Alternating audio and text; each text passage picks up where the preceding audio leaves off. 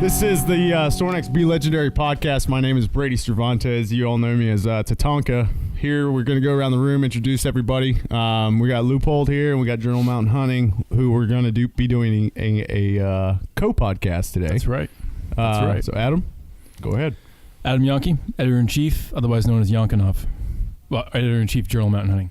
And we have Loophole guys over here today. Buck and Tyson, go ahead and introduce yourselves. Loophole guy 1. Loophole guy 2. Big sexy number 2. I'm Tyson, Loophole Optics Academy. Go. I'm Buck, Loophole Optics Academy. Hey. Hold on. Figured that out. Is that best hair in the business? Both of us. We Clearly do have the best hair in the business. I'm working on it. Yeah. You know. Yeah. If you want that hair flip. Yeah, you got to work on it. Don't let Rudy hear you say that. But he's not in the optics business. Oh, we're starting to get him beat, I think, a little bit. His hair was a little out of sorts today. I mean, he looked good coming in with his shirt off, but my hair outdid him. That's true. Yeah. How old are you? 38. See, Rudy's 45, 46 years old. Yeah, really pathetic for his age looking. Yeah, right. You know what I mean? He should Bullshit, probably, you're 38. He should probably He let work himself out. go, How old do you man. think I am? What are you looking at me like that for? Bullshit, you're 38. How old do you think I am? If you were to take a guess, with all that silver gray hair I got. 43. Huh. Yeah, I appreciate it. You're a jerk. He just threw 5 years at me that I didn't deserve. Yeah, me and Tyson are just like, hey, you look good. Like, stay young. Jesus, bud. Stay young. Hey. What do you exfoliate with? I'm not going to say that, but, you know. Yeah, you should. Well, in the Peyote and sage. So we're gonna go ahead and start off with Adam. I know he's dying to ask us some questions, and in turn we are as well, with my brother from the Great White North. So, Adam, go ahead and start us off. Well, I got to know because I don't know the story. Where does your nickname come from, Brady? So, my nickname Tatanka, being Native American, I'm not even Sioux, and that is a Sioux word for buffalo, or just bull. So it comes from a good friend who's not with us anymore. He was a SEAL team member. Everybody knows him as Chris Kyle. And him being out of Dallas or Midlothian at the time, and I'd just gotten back from my 4th deployment. It was a pretty rough one for me. I lost 2 of my guys on a 6-day operation, and like a month before I got home. And talking about it does a lot of good for me, so I have no problem, hiding that stuff. But I'm not going to just sit here and be like, hey, you come here. Sure. So we were sitting around. They took us out to Barefoot Ranch there in East Texas, and Chris was there. We were sitting around the table, and we were talking about Young Guns, right? And so that's one of our favorite movies, and you got Chavez, a Mexican greaser or Indian, whatever he is. Mexican Indian, you son of a bitch. Yeah, and so Chris looks over, and he's about to take a sip of whiskey, and he stops, and he looks at me, and he just goes, Tatanka. And everyone around the table was just like, Tatanka. And it was just kind of like there goes the gavel. And so since then, it's just kind of been a nickname. I changed up the lettering just out of respect for the traditional Sioux word. So there it is. Nice. In a nutshell. Nice. And it became a call sign in the Marine Corps and everything like that. So it was just Stayed with you. Yeah. Stayed with you. So I think, well, who knows what we're going to get into given the last 10 minutes before we started recording. But for the context of what we might get into, I think we should do a round table of not just names, but some version of at least a background so people know who's talking and why what you have to say matters, whether we're talking shooting, hunting, tracking, stalking, whatever. So we'll stay on you. All right. Well, I'll go ahead and continue.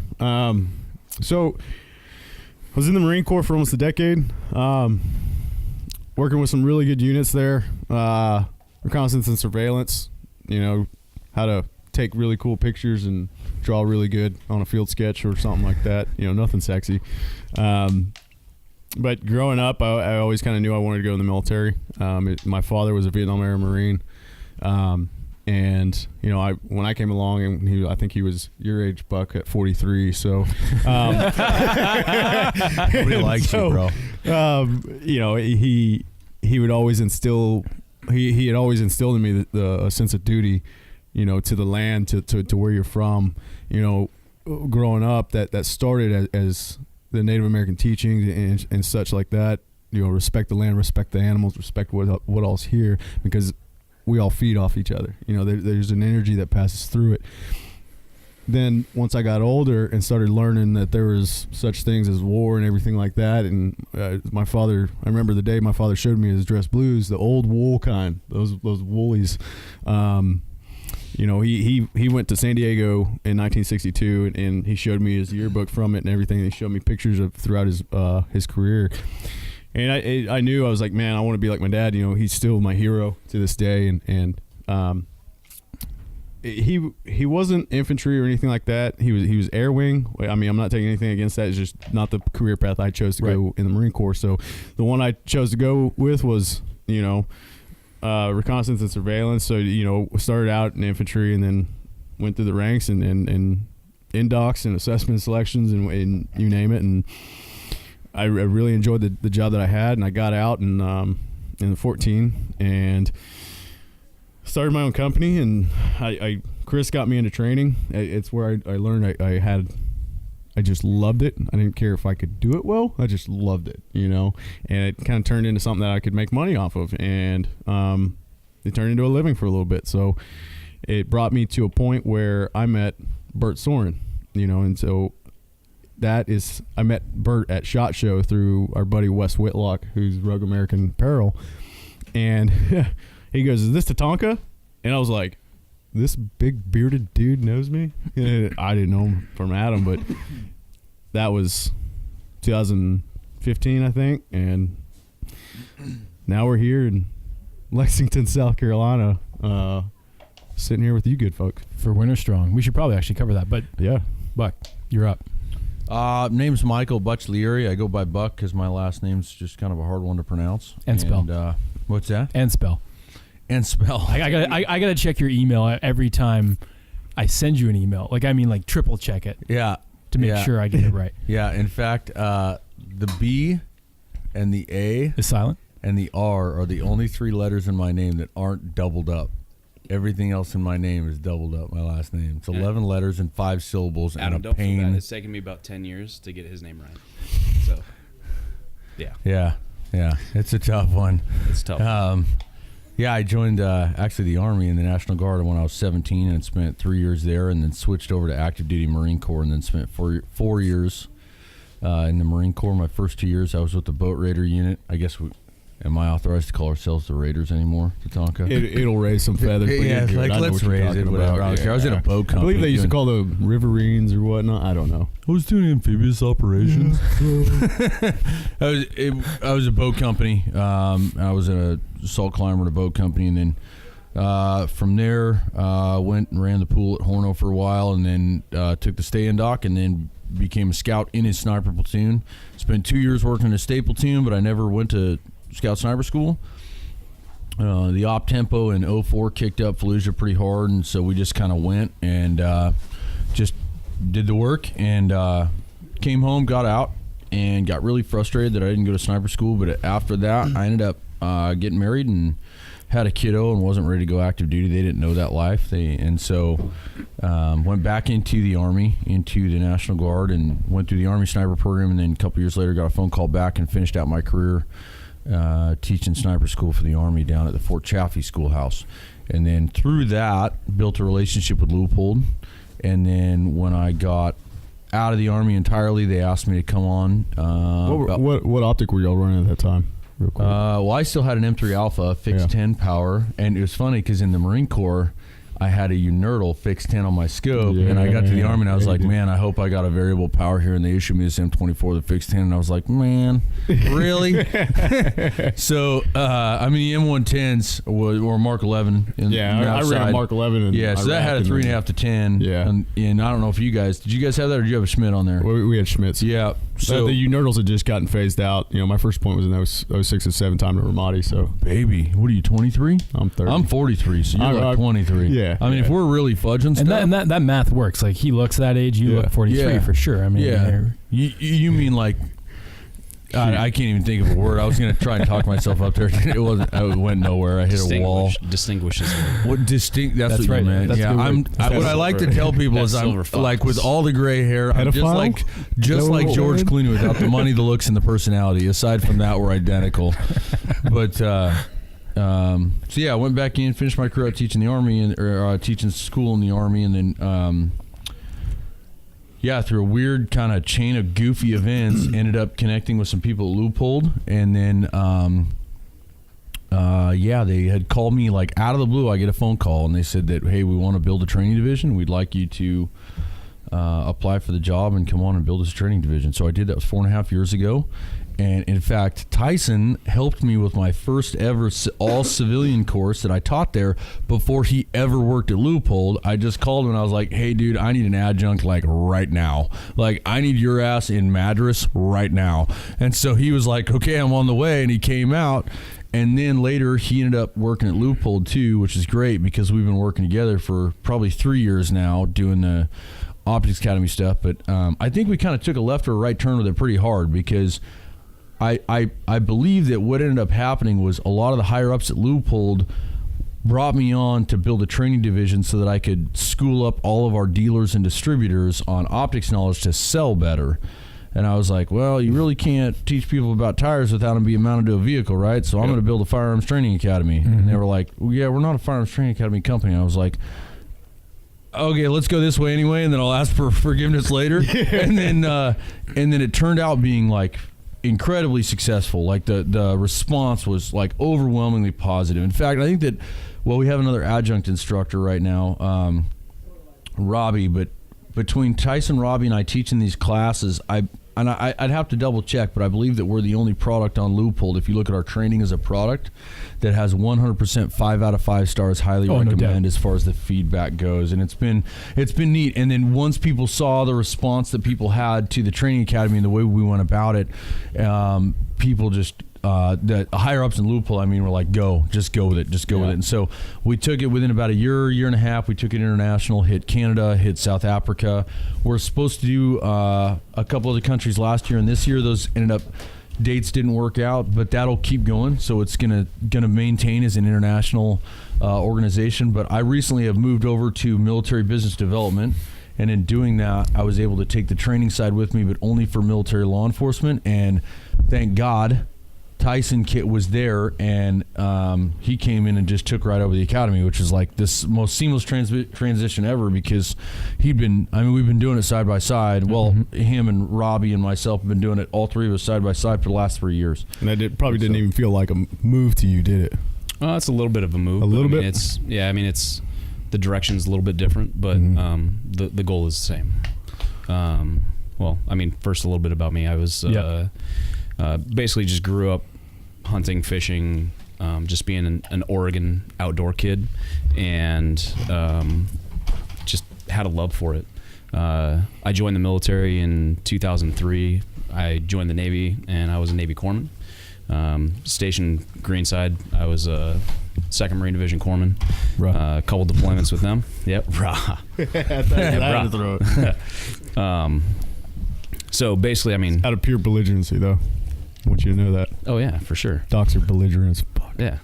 Dude, Navy regs all the way, bro. Yeah, but you're Greenside. Yeah. No, I'm with the Marines. I can't do that man. at BAS. Navy corpsmen are the biggest sham artists in the world. I think you guys created the word sorry skate. If I'm selling that out. No, so hold on, because I asked you this question off air the other day. I think people, at least people from my community, my audience, won't understand that. It's a MOM, which stands for Medic of Marines, but truly a mother of all the whining babies and prima donnas who like to tell everybody how tough we are. There's one story that you cannot share. Well, you can share on my podcast. I don't know if you can share on the Sorenex podcast. I think there's a lot of stories that I can't share on this podcast, but yeah, we're getting the cue to just keep rolling it. Okay. Just roll with it. But anyways, explain the Navy corpsman. Greenside side of things. So basically, like Buck said, a Navy corpsman is a mom, right? A mother of Marines. We are so lovingly. I really want that not to be true, but it is totally true, man. Do you have a patch with that on there? I actually have a tattoo on my ass that just says "you," and it's just I figured it was M and M on each of your cheeks. M on. Yeah. No, that's the Submariners. Yeah. Long, hard, full. This is getting weird. Move on with it anyway. So Corpsman, Mother Marines, we're medics basically, but better than a medic. Yeah. So. Why better than a medic? Better trained, better equipped. It was like medic, mentally. like an 18 Delta, like better than that. Or? Oh no! Like we're 18 talking Deltas 18 SF. Deltas SF. No, I know, but like so, like We're talking conventional. Our 18 Deltas is what's called a SARC. right. So that would be Special Amphibious Reconnaissance Corpsman. Gotcha. Yeah, so as they are- actually go through the 18 Delta course. Yeah, they're basically a buds on steroids. Yeah. Doc. Yeah. well, so but I mean, So the difference between a corpsman and like a SARC or Right. a Special Forces I medic. wanted you to go there. A corpsman, if you can put it into civilian terms, a Sure. corpsman would be like an EMT intermediate, where a SARC or an SF medic, an 18 Delta, they're going to be like near a PA, something of that level. So they just have physician's assistant for the Canadians in the audience. yeah, physician's assistant. So they just have that much more training. Right. Got it. Right. Got it. I can save a life. Well, Mm-hmm. they can they are basically Jesus. They could bring people back from the dead. And so, for context across as many branches as possible, how would that compare to like the PJs as far as their? PJs fall under that SF community. I mean, they're kind of their own. Yeah. An animal. Yeah. I mean, the training side of badass. things. Their training's They extensive. go through. Yeah, it's quite an extensive pipeline. But I mean, the medical side, they're very extensive. I don't know how to compare it to like a SARC or an 18 Delta medic. I don't know much about their medical course, but I know that they're very, very capable. If we start grading it, people are going to get really pissed. Yeah. I mean, they all have their own, highs and lows, just like everywhere else. AFSOC or whatever, what have you. So, AFSOC being the Air Force Special Operations Command. So it's just, they're their own corpsman or their own SARC. It's Yeah, and I want to be clear. I wasn't trying to grade. I'm just trying to for people. Are you trying to start a fight? I mean, I don't care. We're just saying that we were talking about Letterkenny. You want to start a fight? We can start a fight, right? I mean, I can take my shirt off if you want. I'm done. Rudy, I'm done. I'm in. With what a strapping man you are, I will be intimidated. I'll back down. Easy now. I don't know. Today in that competition, you were just. I mean, it was like. Dude, Arnold Schwarzenegger on your neck. Like, I look like I'm oxidized. I look like I'm on steroids, don't I? I mean, you did then, man. I mean, it was jacked to the gills. In like a super slender way. Yeah. in a super slender, skinny jean kind of way. Yeah, no, I get it. Where I was going with that is not a matter of grading. I'm just trying to get a sense, frankly, for my own interest. Not the classes, but the. Civilian terms, right? Like the EMT versus PA versus. Can I say something about this? Yeah, from a Marines perspective, I served both in the Marines and the Army, and what I found in the corpsmen that I had in the Marine Corps is that they were very proud to be corpsmen. Therefore, they took a lot of pride in their work as corpsmen. Yes, and then what I found was I was actually working with Rudy Reyes, his team, especially the FMF green side. That's what I'm referring to as the FMF green side, is the corpsman that ran with the grunts. And I wasn't a recon dude. I was no recondo like these guys were, but I was on Falaka Island in Kuwait back in 2002, and I remember this dude barking at some recon Marines, and I was like, who is that? And they said, that's our team leader. And I went over there, and he was their corpsman. And the corpsman was a recon team leader, and I didn't know that was a thing. I was a young pup at the time. I was still learning a lot about the military at the time, especially the Marine Corps, because I transferred over from a reserve side in the Army. But what I found in the Marine Corps is that, and what I will say too is that I found some dudes that are just absolutely hardcore, amazing humans in the Air Force and the Coast Guard. I found amazing people in every branch of service. I found scumbags in every branch of service. So when we talk smack about other branches of service, it's more of a freaking just a thing to do. It's not real. And what I can say is that when I was in the Army, both active side and National Guard side, from my experience, and this isn't saying that this is a thing, I found a lot more pride in the work of a corpsman than I did on the side of a medic, and I found that my corpsmen were not only medical side, but they were super excited to learn to be killers as well and integrate themselves into the team and not be just a piece of dead weight, be an active member of a Marine Corps team and have their medical stuff. And probably one of the best corpsmen I ever worked with was, we called him Doc 8-Ball, but his name was Phil Alexanian, and he was one of those guys that I would go into a freaking building with to clear faster than I would most Marines I knew, and he was my corpsman in a staple platoon back in 04 overseas. He was just an amazing dude. But I had a lot of experiences like that with corpsmen, and I didn't have that as many with medics when I was in the Army. Now, it doesn't mean that there's not medics like that. We get it. No one needs to get butthurt over this podcast. We love you guys. I mean, but at the same time, like my corpsman in my sniper team was from Bahamas and spoke Patois. Like, he was our Sasser operator. Yeah. You know, like, I mean, not only was he built just like a Greek god and could just, I mean, he was more than Rudy. Much like myself. Yes, Tyson. Yes. I mean, a lot like Tyson. Yeah. That's what I meant to say. So, you know, to give you a visual image, I mean, Tyson's like 6'4", just like Jack Steel. I mean, it's I've got a hard solid time just looking at him just across the table, you know. Or 5'8" and escape from the Shire. But whatever. Small hands smell like cabbage. I don't even have anything to say to that. So what? I like Corpsman Hobbit. Got it. They're lifted. They're lifted. No, man, I got 2-inch lifts in these things. I love it. Yeah, that's the other thing about a corpsman. They love platforms. Anyway, moving on. Did that answer your question? I guess so. I mean, not really. I might have derailed it with my poor attempt at asking a question that ended up in a class-based system, which is not what I was going for, but I think we're good. I think we're good on that stuff. What I would love to hear, and Brady, if you want to jump in, but like with a different question, but I like to hear everyone's background with hunting. I mean, I know a bit about yours, Buck, but I don't know if we've actually talked about that a whole lot. I mean, you mentioned it, you know, sort of surface level. Brady, you know, I've talked about it a bunch. So. Oh yeah. My background with hunting started at a young age. My father wasn't a big hunter. My uncle was more so of the hunter than my father, but we, you know, it wasn't like we took big hunting trips. We had a family ranch down in Mason, Texas, and that was where my father and uncle taught me how to track and where is Mason, Texas? Mason, Texas is smack dab in the heart of Hill Country, Texas. Okay. It's south of Brady, Texas. Quick question. Yes. I hear Hill Country, Texas all the time. What does that mean? Central Texas. Got it. So we call it the Hill Country because you got the Balcones Escarpment up there around to the east of there, and when it drops off, it drops into these hills, and it creates the Texas Hill Country. Just north there, it's like the Llano Estacado. It's just a big open, you know, Lubbock. Adam, have you been to South Africa and hunted in South Africa? No. Oh, it looks identical to South Africa. Okay. So, you know, I grew up going out there and learning from my father, and you know, I told the story to someone else, but you know, I still remember the first time I ever stocked up on an animal. I wasn't hunting. I didn't have a rifle. I didn't have any lethal or non-lethal weapon to harvest or anything. It was just my father spots a doe about, you know, 20 yards away, and she's on the other side of a bush, kind of a sparse bush over there, and he stops and he just, you know, he respects that stuff. He could sit there and watch, you know, the wildlife all day and not get bored.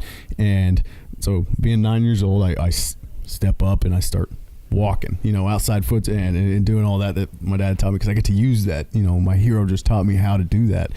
And I got within, you know, 6 inches of her face, and it was like I could almost reach out and touch, but I didn't want to. That is what hooked me into wildlife. You know, once I started reading books on I still have I think it's a 1983 edition, little pocket elk guide handbook, and my uncle gave it to me. My other uncle, who's pretty much full-blood Cherokee, he handed me. He's a big elk hunter, and that got me going. And it's been elk, and I never harvested my first elk until I was, you know, 2013. Wow. So it was just, you know, prep all those times, and I've never been a real big whitetail hunter. I guide for it there in Texas on ranches and everything like that, but it was more that turkey and pigs and everything like that, and it just kind of spawned from there, in me being in the situation that I was, not being around big hunters, it was up to me. So it kind of sparked everything that I have now and that I'm grateful for. And through those years, it was always going with my buddies duck hunting or something like that, and I wasn't always shooting. I didn't really know what all to do or everything like that, and it just so I had to go out there and find it. Right. You know, it wasn't like it wasn't really in our family. It was more just there. So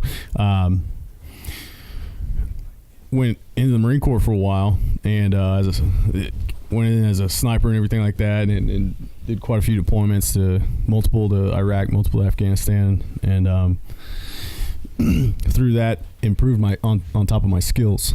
You know, stalking, tracking, shooting, observation is a big one, which I carried the highest average at Quantico Schoolhouse. No big deal. 92 average. I'm just saying. If you know anything about sniper school, OBS is a killer.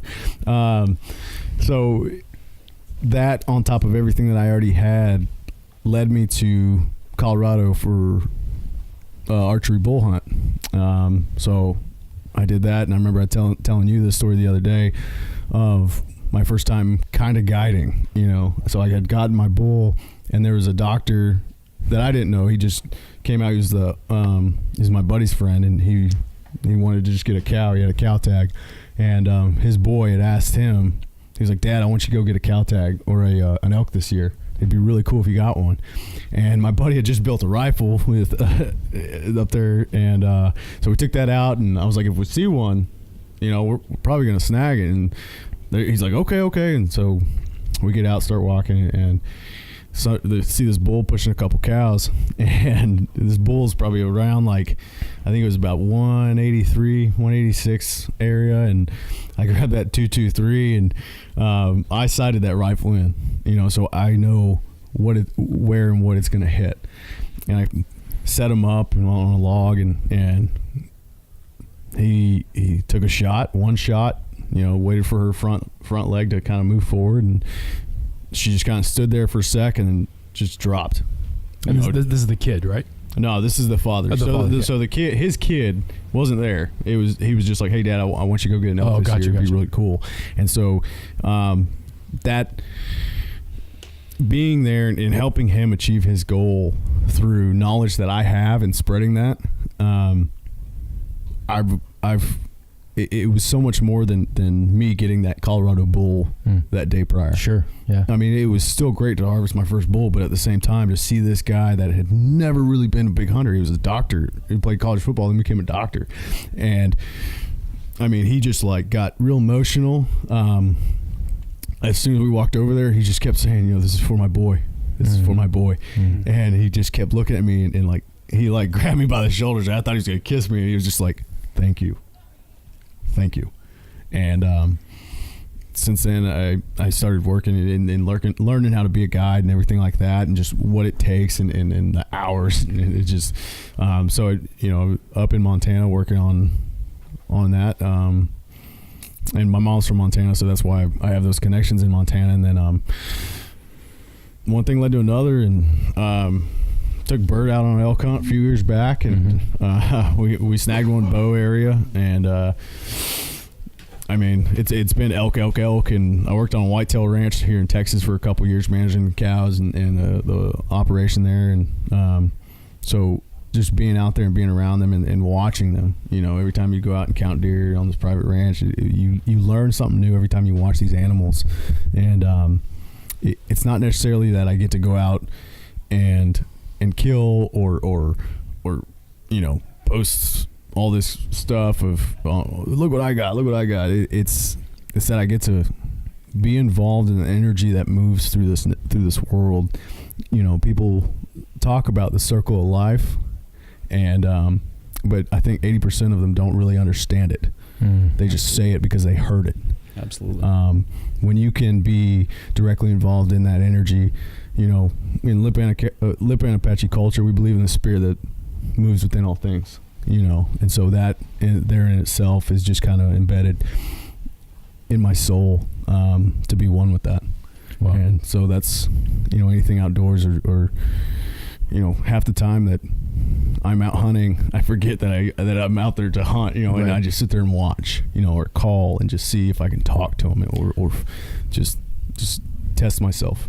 Well, one of the things you always hear from new hunters is, and a lot of times, certainly not always, but a lot of times they were into other outdoor stuff, right? They hiked or mountain biked, whatever. And they come back with, like, even when they don't get something, they come back with this wide-eyed sort of look, like, I wasn't seeing it. I wasn't seeing what was out there until now, right? Like you snowboard, you mountain bike, you do all these, whatever, hike, trail run, all that stuff. It's kind of transactional, right? It's you, the implement, the trail, the whatever, but you're not like absorbing what's going on, right? And I think in the hunting community that gets talked about a fair bit, but until people go through that process, they don't get it, right? And then all of a sudden they're like, wind means something, a track means something, moisture, like everything means something, right? There's something happening that you can not take in from a consumptive sense, but you can assess what's going on, and you can absorb, I guess is a better word, like you said, Brady, right? Yes. Exactly. What's around you, and otherwise you don't, right? You're just passing through, right? Going through the motions. Yeah. Buck, what about you? I actually got my start in hunting probably later in life. I hunted probably twice as a teenager with my dad. I didn't hunt that much. Hang on here, I'm having trouble with this mic.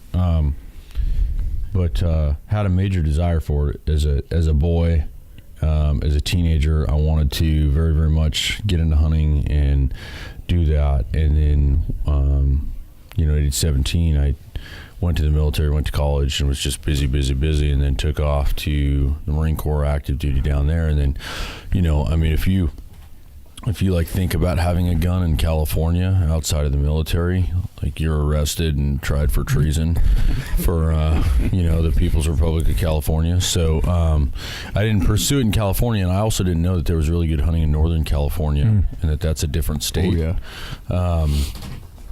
So anyway, got out of the military, and then right after I got out of the military, I went on a crazy road trip. I put 35,000 miles on my car in 5 months. Wow. Yeah. And I just needed a freaking getaway. I went from Oregon to Washington to Idaho to Montana to Wyoming to Las Vegas to LA, flew to New Zealand, backpacked it for a month, came back, went back through Vegas. It was kind of insane. But I got to Wyoming and realized there's freaking crazy hunting in Wyoming. And I was working fence line and working cattle on this ranch in Wyoming, and I shot a lot out there. I shot a lot of prairie dogs out there. I also did some antelope hunting out there. That's a good time. Yeah, prairie dogs are a really good time. You're helping out the ranch owner because the amount of disease that they carry. I mean, it's really a conservation I had to put down effort. a horse in Wyoming because it broke its leg in a prairie dog. No doubt. Yeah. It's part of that process. That evolution. Part of that process. I think aspect. that I'll do on my for 2 seconds here. Sure. I think that a lot of people don't look at hunting as part of a true conservation effort. At least non-hunters don't. But I don't think that people realize that. People say leave nature alone, but we are part of that nature. Whether we have the ability to freaking use a 988 loader and do whatever we got to do, we're part of that. We're still part of that. We're not just part of it. We've also irretrievably altered it. Oh, yeah, yes. That's true. And there's a responsibility that comes. That very much with comes that, with that. Being stewards of that environment, being stewards of that. Yeah. Anyway, so after that, I came home, and it's funny being from Oregon. We have blacktail deer in Oregon, and for years I thought I just sucked as a hunter. Like I thought I was like, man, if I can find an animal, I can be really, really deadly. I'm very good at that aspect of it, but I just suck as a hunter. And then I got on with Leupold, and I started traveling for work a lot. Well, excuse me. One thing that I did a lot is it's very, very hard to travel 4 to 5 months a year and then come home and be like, hey, it's really good to see you, family. By the way, it's elk season. I'll maybe see you next month. It doesn't work that way. Excuse me. So I mean, that's a That's a bugaboo for me if she's not all about that. Yeah, you know? so it's tough, right? No, my wife is all about it. In fact, I think it was last year. She was like, "Hey, you need to have a good year. We're getting low on organic meat, right?" No, my family's all about it, but my family's all about us being home as a family, and so it's very difficult to do that. So I started taking company trips and adding a hunt into that for an extra day or whatever. And to be honest with you, hunting has kind of been somewhat of a frustrating point. Tyson and I have hunted quite a bit together.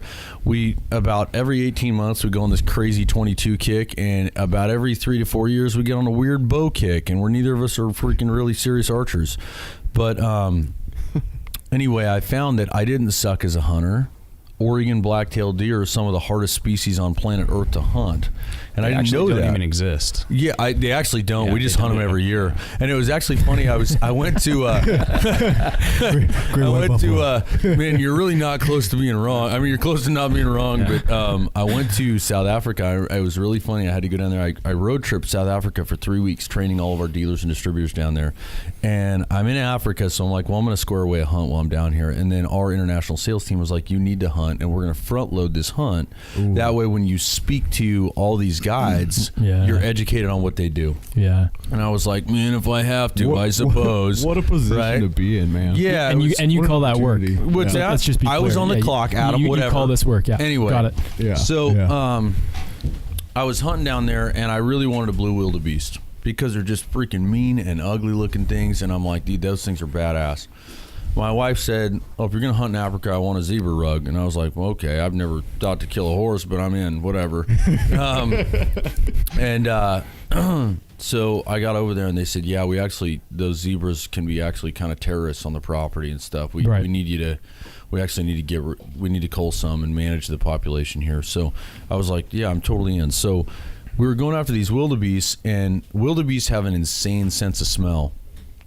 And what I know is that black bears have a crazy sense of smell, and they say that wildebeests have way more of an acute sense of smell than black bears. Wow. Which is crazy because if I remember right, I don't remember what my guide one time told me in Canada, but if I remember right, it was bears have a sense of smell that's like 50 times that of a bloodhound or something like that. It's nuts. Jeez. It's nuts, yeah. Yeah, it's crazy. They got big noses. Yeah, so what's really crazy that I learned over there was that the wildebeest and the zebras integrate together in herds because zebras have amazing eyesight, wildebeest have incredible sense of smell, and they watch each other's backs. Interesting. And I thought that's teamwork. That's pretty remarkable right there, Anyway, it's that energy, man. going after these wildebeests, and I'm getting frustrated because we're shooting stuff from a truck, and that's not how I hunt. I don't truck hunt, And so anyway, I get frustrated, and I jump out of the truck, and I go after this herd of wildebeest that we just spooked, and they'd gone away.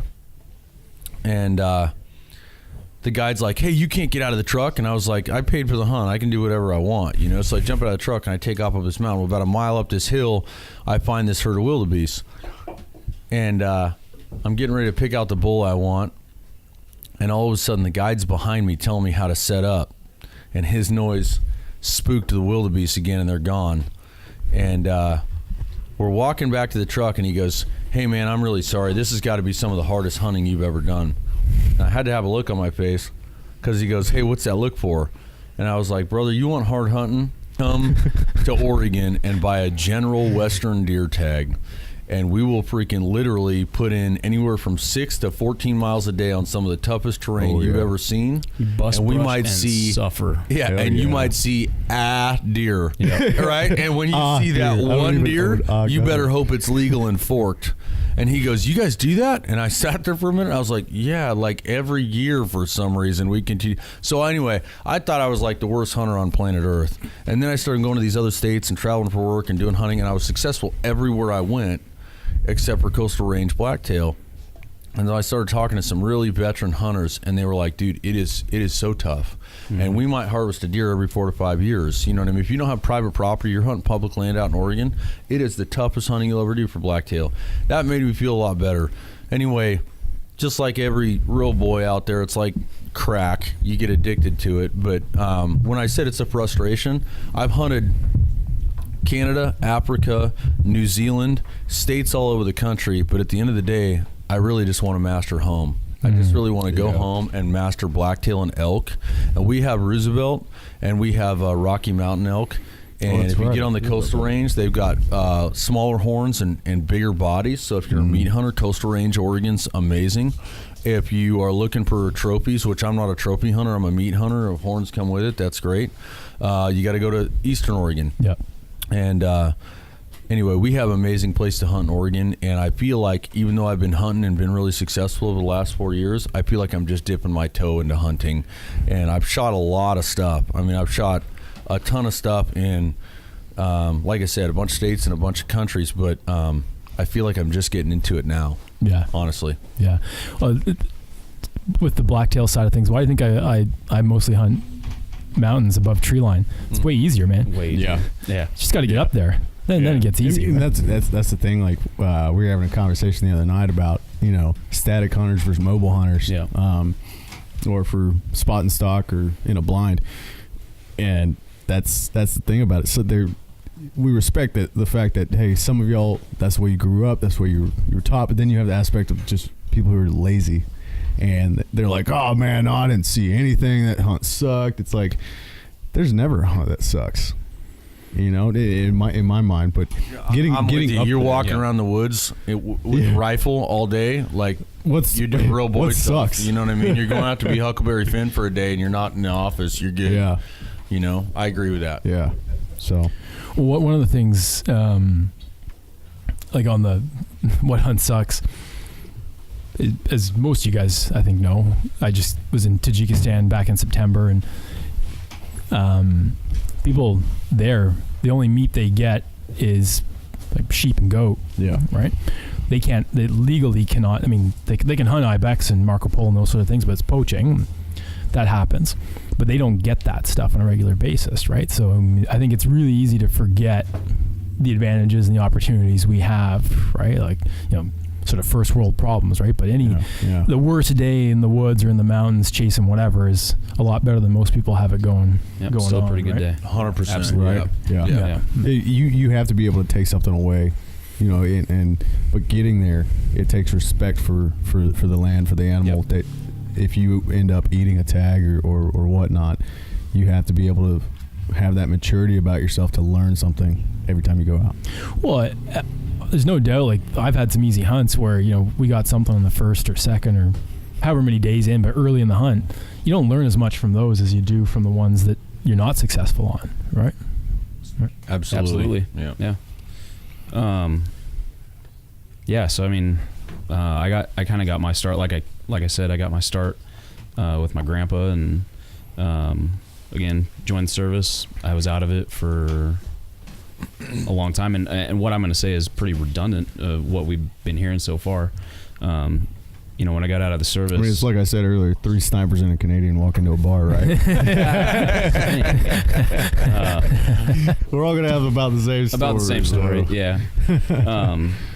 To kind of tack on to Brady and Buck's stuff. I mean, when I got out of the service, I walked around in the woods and just kind of found peace there, and just learned to respect it and revere it, and respect all the critters. And honestly, just walking around in the woods and being able to just witness what's going on out there, you can't not respect it. Yeah. Right. Yeah. And I mean, to go on a little more on Buck, we've been hunting partners for about 10 years now. Long time. Yep. And the only reason we still blacktail hunt together is because during coastal elk season, all we see is blacktail. We'll be successful. That's how So they do exist. Someday. They do exist. Yeah, they do exist. I got one last Yeah. year, but it's only because I had a landowner permit freaking toe tag. Yeah. Yeah. And then during blacktail season, I mean, I don't know how many. I can't tell you how many herds of elk I've literally walked in the middle of, and they know that you're not there to hunt them, so they just kind of walk around you. It's funny how they know that. It's smarter than people think. It's funny how they know that. Absolutely. They're amazing. Yeah. But yeah, I mean, just learning a reverence for the animals and the whole leave no trace mindset is something that I love. I love hiking. I just love being outside, and just having a respect for the animal, and having a need for the purity of that kill is something that I just love. Yeah. So let me ask you guys this, and we can edit this out, we can cut it, whatever, but you mentioned sort of the therapeutic piece side of things. Do you feel like your connection to that, to the outdoors, to hunting, etc., do you feel like that helped in your transition out of the military? Yeah, absolutely. Yeah. It was. I think it was pivotal. Yeah. Sorry to interrupt you guys. Today on our co-branded podcast, we have the man, the myth, the legend, very special guest here today, Mr. Bert Soren. Do a real quick introduction for you. Go ahead. Hey, I'm Bert Soren, owner and president of Sorenex Exercise Equipment. We're here at my farm at WinterStrong 1. Got all my buddies from the human performance world and the hunting world, and we're all trading stories and trading ideas and trading love. And I gotta say, Bert, I'll say this really, really bluntly. I sort of showed you a text today, right? My buddy Nolan, assistant editor of Journal of Mountain Hunting. Buck, Nolan. Shout out Nemo. Sent me sent me an inReach like satellite message. I actually didn't tell you this, Brady. He's up winter mountain goat hunting. So this has been a thing for the Journal for a few years, right? Fifth year running, we've had somebody on the team chasing goats in the depths of winter in the North Coast. Billy down, 520-yard shot, and that he would, to be real clear on this part, because people would be like, well, why wouldn't you get closer? One, go chase winter or mountain goats in the winter, then talk to me. Two, he would never have taken that shot if not for the education he received at the LOA, and from you, Buck Tyson. Obviously, you weren't there, otherwise I'd give you the nod, but from the LOA.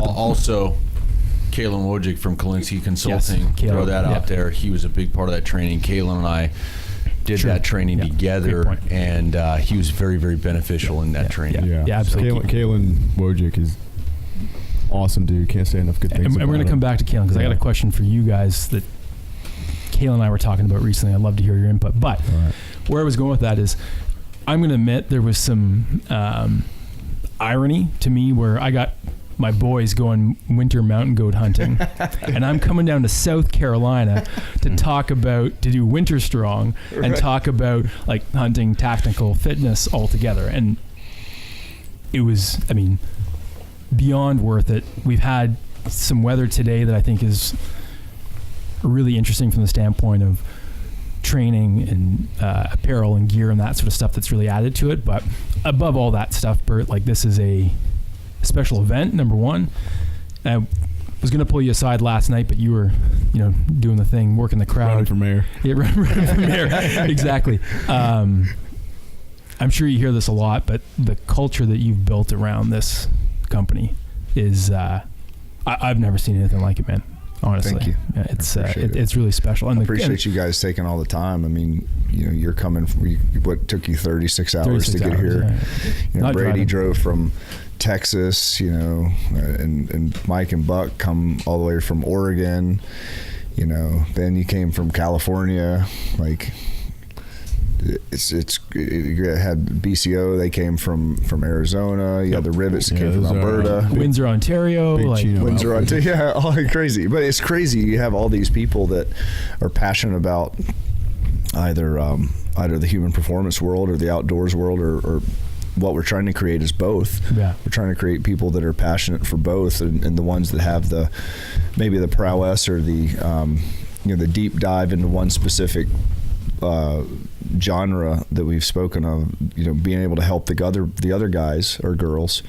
And that was what we tried to do over a 2-day period, 2.5-day period, was smash those two groups together and realize that if everyone, or the people who we think they are, and why we chose them, handpicked for them, those specific people, and obviously the people in this room are those specific people to be at this event, that something good would happen from it. And I believe it has. Oh yeah.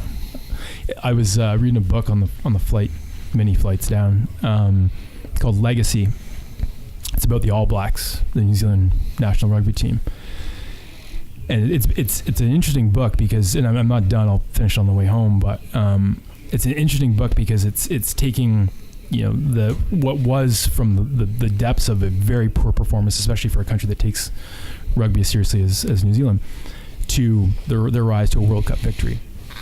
And so each chapter is going through what they've done, and then they're applying that to the business world. And one of the most critical and interesting chapters is they create a learning environment.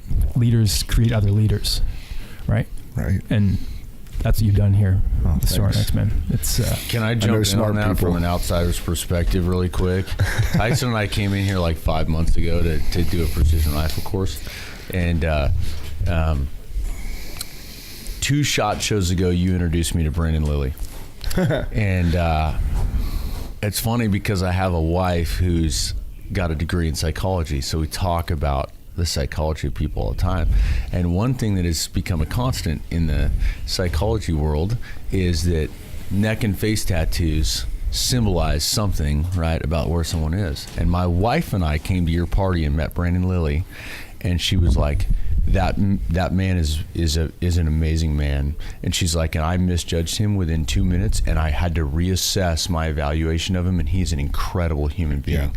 Yeah. And so my wife and I talk a lot about psychology. She works in an emotionally disturbed department and has some broke down kiddos that she's working with, and it's funny, last night she got into tears on the phone with me talking about how much she just wants to take these kids home and how much she's working these kids through. But one thing that she and I, if you look at a personality test called the Enneagram, it's technically not a personality test. My wife and I have 2 personalities that are basically the most critical and judgmental personalities on planet Earth, right, of humans being born. So one thing that we just talked about this, Adam, one thing that we do almost every day is say, hey, today let's go out and love people right where they're at. Today let's go out and encourage people. And you somehow built an entire company around that. And what's amazing to me is I sent Brandon an email. I hit him at a DM on Instagram because while we did that podcast, I didn't have, because I hate social media, my wife created an Instagram for me. Shut up, Tyson. So my wife, third follower, right? What's that? Yeah. So my wife created an Instagram account for you. Remember, she was sitting on the side while you and John and Brandon and I did a podcast. Anyway, I shot him a DM. And I said, hey, what's your email address? And I wrote Brandon this actually, it was kind of a lengthy email, and said, hey, I have a teenage daughter, and in a world that I am trying to guard her against negativity and teach her how we are filled with freaking blessings in our life, social media is like the devil of that world, you know what I mean? And you use your crazy psychotic amount of followers on your Instagram to encourage everyone you meet. And that was a conversation we had about Rudy Reyes. Regardless of where he's at in life or what he's dealt with or where he's at emotionally, Rudy has chosen to deal with that by being everybody else's cheerleader, and it's amazing. And you've built a culture of SORNAX. I mean, the only negative thing that I've heard here is people joking with each other, and there's no teeth involved, right? I mean, there is a culture of encouraging and uplifting and building and becoming strong as a team here, and that's very, very rare, and it's amazing to be a part of. Thanks, it's amazing to be a part of. Thanks. I've been extremely blessed to have people in my life that somehow fall into that category or develop into that category, or maybe I have a nose for them. I could seem to find them, or they find me. I don't know which one it is. I don't know if they've just been ordained to cross my path, but if I have a superpower, I think I'm a good people collector. And the beard, I think there's something with a superpower in that. Also, Brandon, I love your neck tattoos.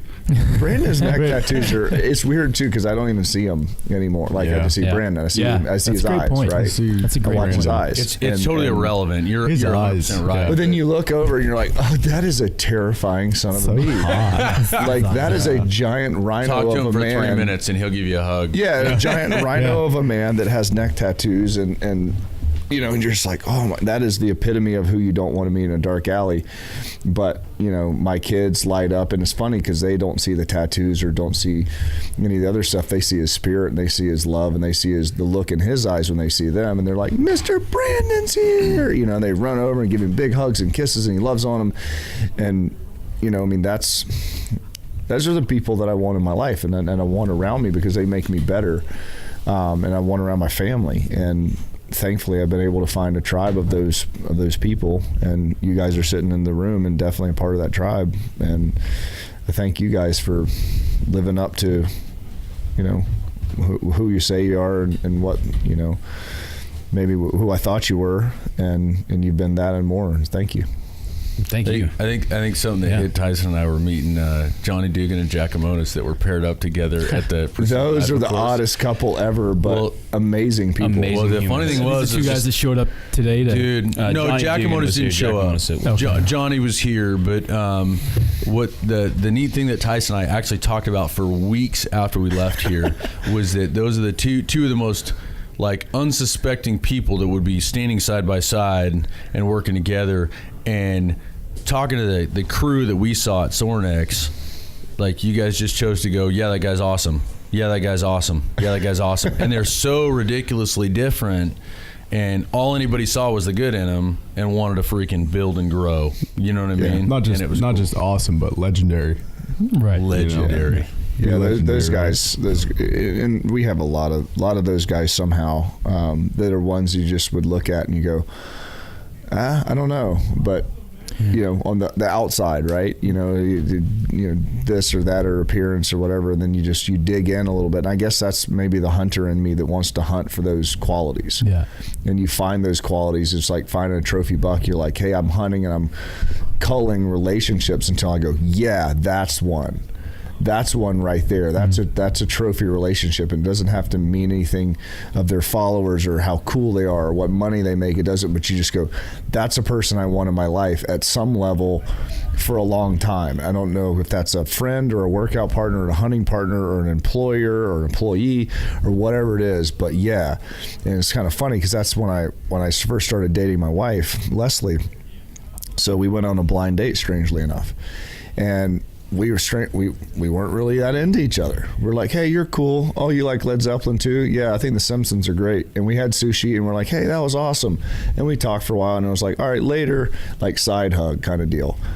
And then, you know, side hug turned into 3 kids. So side hug, right? And then so it's like, but this goes on for like 3 or 4 months, which is ridiculous because at the time around there in my life, I did typical guy things. I'll leave it at that.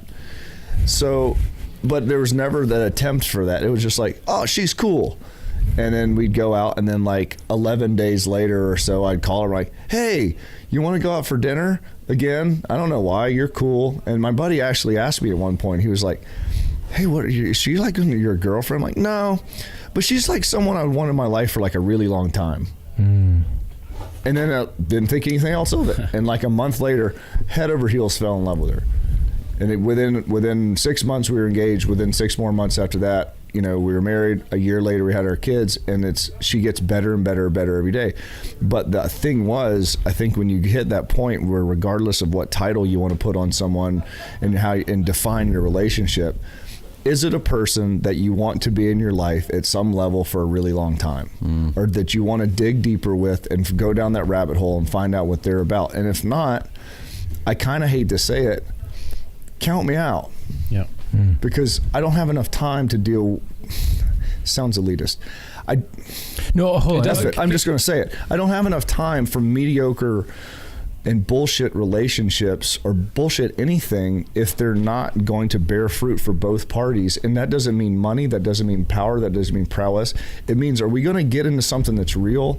Talk about the weather, because if it's option B, it's a hard no. I'm out. Well, I would say if you're relating it to hunting, you're trophy hunting for non-typical bucks, though. There you go. Yeah. Right? But there's not many of them. But hold on, because I love that analogy, Buck. But And did you just work your own name He did. into He the sure did. Yeah. Sorry, it's been a long weekend. That's right. That's Sorry. right. Like that? Damn, that's Boom. next level. See, It's that's the hair. It's Us the hair. Americans are pretty sharp with That's that. true. I got nothing else for you. That's But- all I got. This is the king. But Here all week. you caught yourself and said, I don't want to sound elitist, and one of the many reasons I respect you is you're careful about that sort of stuff, right, Bert? And very intentional with how you go about curating these relationships, right? But at the end of the day, like, whether you call it tribal or whatever, like, we're not meant to have hundreds and hundreds and hundreds of relationships. We're meant to have a close-knit, like, really tight series of relationships. Right? Like, it's, Yeah. I don't think it's elitist. I think it's just, you find your people. Yeah, Yeah. and if Or you help and if your you people. define elitism as holding a high standard, well, shit, I'd hope so. Sure. Yeah. Yeah. I'd hope so. I hope you would hold a high standard for the people you surround yourself with, thus being held to the same high standard. Because if you're not, again, you're just screwing off and being some dude at a bar that talks crap about everybody else. Mm-hmm. Sorry, maybe the bourbon is starting to speak, but Bourbon's whatever. kicking Nah, in. let it flow, But man. I've been that guy though that's Yeah. at the bar talking crap. Yeah. I mean, Tyson and I have actually had some recent conversations about accepting that attitude of Pissed off gratitude. at everything. Just changing our mentality to understanding how blessed we are and being Sure. grateful. Is the word I'm stuttering here. Maybe it is the bourbon. I don't know. What are you drinking? Bourbon. You're right. So anyway, go ahead. You were about to say something, Tyson. Go ahead. No, keep going. You were doing it. We were talking about Thank hunting you. at one point, weren't we? Yeah, we were. Sorry, I came in. No, you're- Made it all weird TED talk. I don't know about you, Bert. Wow. Before you came in, what we were doing was going around, Doing and cool I know I interrupted Tyson a little you're bit. Do you mind if we hear Bert's background on we're hunting? doing it. I think something to add on to that is, you said you don't want people that can't be accountable. Sure. Right. Finding people that hold you to the same standard Absolutely. is also a part of that. And that's a form of accountability. Me being accountable and them holding me to it is a form of accountability by them. Absolutely. I don't want people that aren't accountable to hold me accountable. Does that make sense? Absolutely. Yeah. And I don't need people that are like, oh, you're Bert, you're a good dude, I'm going to let you slide. F that. I don't want that. Yep. You're not my friend at that point. You're a fan. Call me on my shit. Call me on my shit. If I'm screwing up, call me on it, because that's what a brother does. That's what a friend does. Yep. If they don't, you're just some dude that wants to, I don't know what you want to do, but you're not doing me any favors, You're a fanboy. I guess. Yeah, something like that. But I don't know. I wish more guys and girls would hold each other more accountable, but more importantly, hold each other accountable to be held accountable. Otherwise, it's all a farce. Yeah. So, Bert, I like hunting. yes. I like You want to give just a little background on for the Be Legendary and Journal Mountain Hunting co-podcast here. What That's really who's doing this? What really? I don't know who's I'm doing just it. kidding. What got you into hunting? Actually, the two men who got me into hunting were both at WinterStrong. So my dad was obviously the one who was most closely related to my hunting. I'd say 90% of that. He took me in the woods since I was a little kid as in 2 or 3 years old. He was having to pick me up over the mud puddles when I was a little kid, and the whole nine. Making little survival kits and orientation kits and things like that when I was 5, 6 years old.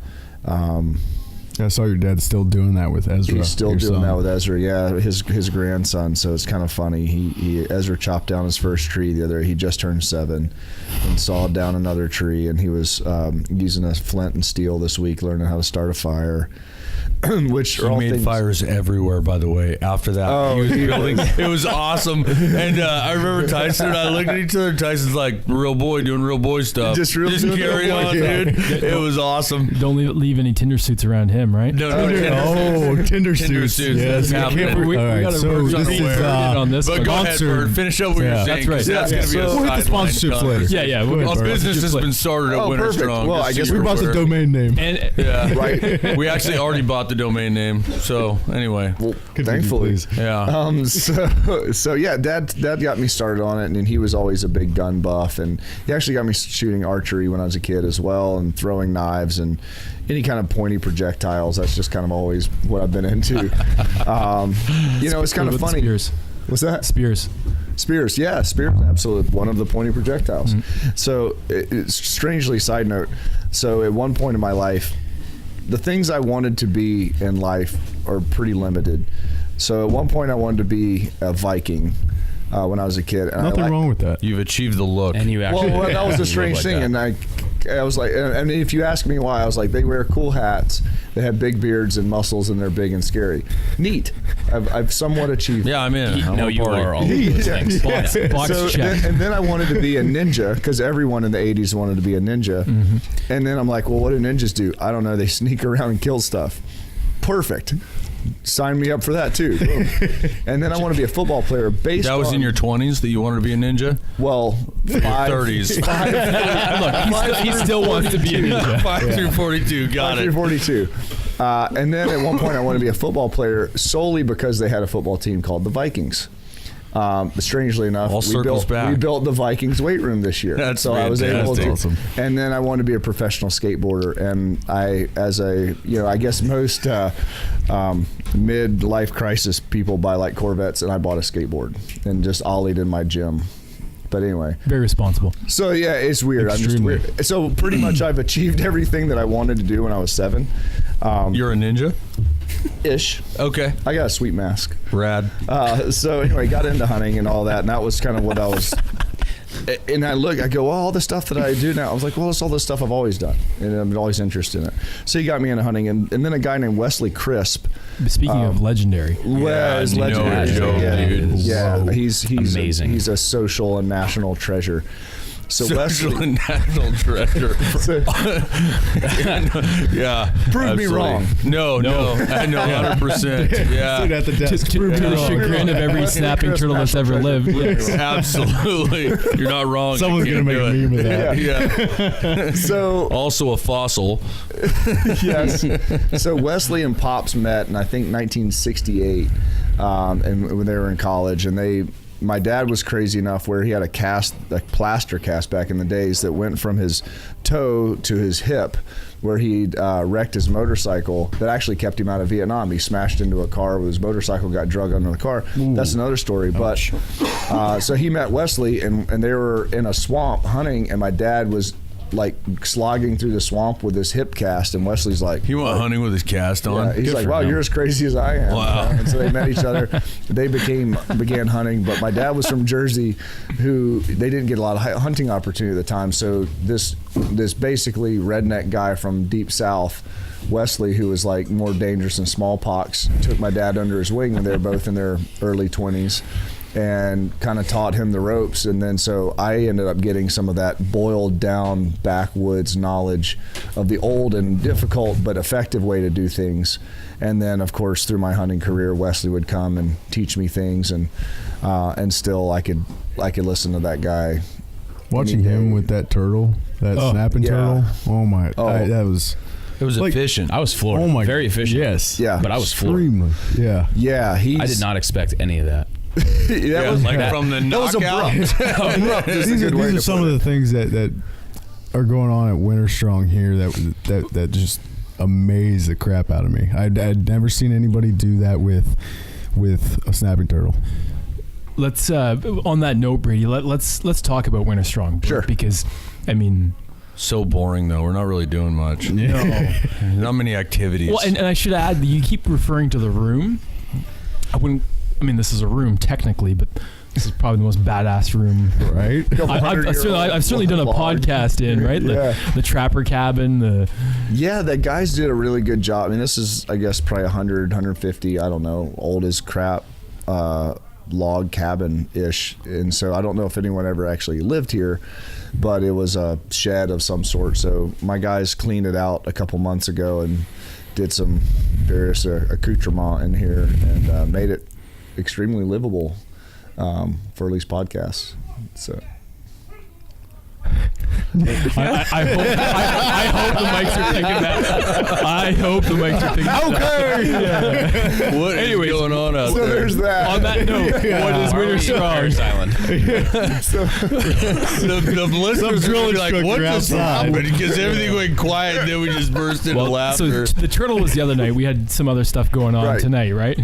Yeah. So anyway, Wesley taught, and to close the gap on that one. So this year I was able to take Wesley and my dad, who are both 68 years old, both hunting this year in Missouri for bow and then rifle, and then Illinois for bow and slug gun.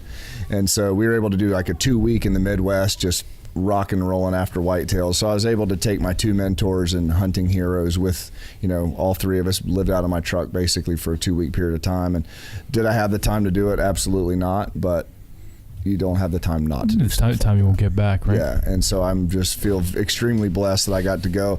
And the coolest part about it was I got to guide a piece of property I'm leasing up in Missouri. I got to guide Wesley to his biggest whitetail ever, and he's killed thousands of deer. And so it was pretty awesome. The last day I got to help him drag out the biggest deer of his life. So it was that's awesome. It was as good as it gets for me anyway. Yeah, that's amazing. So WinterStrong. Sure. WinterStrong. So is an idea, and I know some other. Go ahead. Sorry, can I interject just for absolutely. For the journal audience? I think SummerStrong, in the history of SummerStrong, is an important context to play into this. So SummerStrong has kind of become the almost a family reunion of sorts of the Sorinex world. Yeah, we've done 11 SummerStrongs thus far. We pull experts from the wide array of people that Sorinex touches, whether they're coaches or athletes or military personnel or just people wanting to live the legendary life. And so I've been extremely blessed to have those people in my life. And so every year I pull some old ones together and some new ones together and do an event that we call SummerStrong, and we just basically share and try to understand one another and try to kind of let the love flow while we lift a lot of weights and eat stuff. So the idea, it's a lot of fun. So much food. Yeah. It's also pretty emotional. It has been. Yeah. It's extremely touching. It's like a recharge. A lot of us talk about it being such a recharge for the year. But now we get that biannual. Yeah, and some people last year, some SummerStrong regulars said, "Hey, we got to do this. We don't do it enough. It's one time a year isn't enough. I can't have that hit once a year. It leans out after about 6 months, and I need a recharge." So we got thinking. They said we ought to do a WinterStrong, and it's like, yeah, but SummerStrong is its own thing. It's its own thing. So WinterStrong has to be something different. And then thankfully we were blessed enough to be able to purchase a farm a couple years ago. And then we knew that we wanted to do events out here. And then we just got thinking about it. I said, well, the 2 things that I enjoy the most are human performance, i.e. strength conditioning, weightlifting, things like that. And in the outdoors world, the hunting, fishing, shooting, in that world. And it was going, why can't those 2 worlds, not at the general consumer or marketing level or mundane level, interlace, but what if you get some of the best hunting people and shooters and hunting guides and people that really, really deep water and really understand it, and put them on the same farm with a hand-selected group of people from the human performance world, not the guys that just have a lot of Instagram followers or have flashy this, but the ones who really, really understand how to turn your body into something more efficient and more effective. And if you put those 50 or 60 people together and you put them on a farm and have a lot of activities that allow each group to emphasize their strengths and teach one another, at the end of the weekend, I don't know what it's going to be, but I know it's not going to be bad. Mm-hmm.